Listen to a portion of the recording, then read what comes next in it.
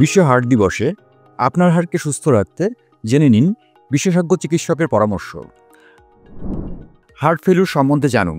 Professor M Nazrul Islam, former director and professor of cardiology, national institute of cardiovascular diseases. প্রতি বছরের ন্যায় এই বছরও বিশ্ব হার্ট দিবস পালিত হচ্ছে। হৃদরোগ বেশ প্রাধান্য পায় সব দেশে এবং বয়সকালীন সময়ে এই রোগের প্রাদুর্ভাব অনেকটা বেড়ে যায়। হার্টের রোগ বিভিন্ন ধরনের হয়ে থাকে।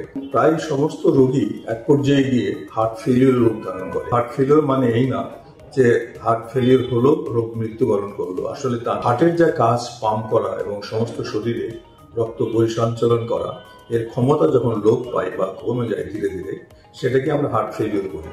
দিনে দিনে আমাদের বিভিন্ন রোগের চিকিৎসার কারণে এই হার্ট ফেলিওর রোগীর সংখ্যা দিন দিন বেড়ে যাচ্ছে।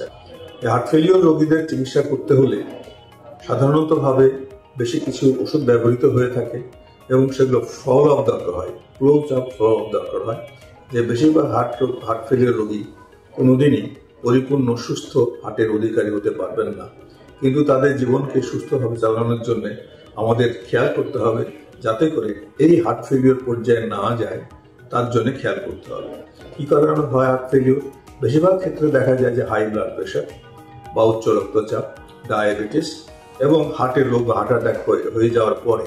সুতরাং খেয়াল করতে হবে এই রোগগুলো যাতে করে প্রতিরোধ করা যায়।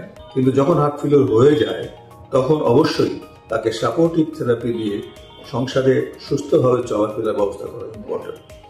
আমরা লক্ষ্য করেছি যে এই বছরের প্রতিটি যে আমাদের হবে যে প্রতিটি হৃদস্পন্দনই গুরুত্বপূর্ণ এবং তার জন্য আমাদেরকে এই প্রত্যেকটা হৃদস্পন্দনকে যত্ন নিতে হবে যাতে করে এই থেকে রোগ হয়ে হার্ট ফেলিওরের দিকে না যায়। এই কারণে আমাদেরকে খেয়াল রাখতে হবে প্রিভেনশন বা প্রতিরোধ করতে হবে। High blood pressure, diabetes, heart attack হয়ে যাওয়া বা অন্যান্য স্থূলতা, এক্সারসাইজ না করা, এগুলো আগে প্রিভেন্ট করে আমাদেরকে হার্টের রোগ প্রতিরোধ করতে হবে যাতে করে আমাদের হার্ট ফেলিওর না হয়। প্রতিটি হৃদস্পন্দনই গুরুত্বপূর্ণ। জীবন বাঁচাতে এখনই সক্রিয় হন। জনসচেতনতায় ইউনিমেড ফার্মা।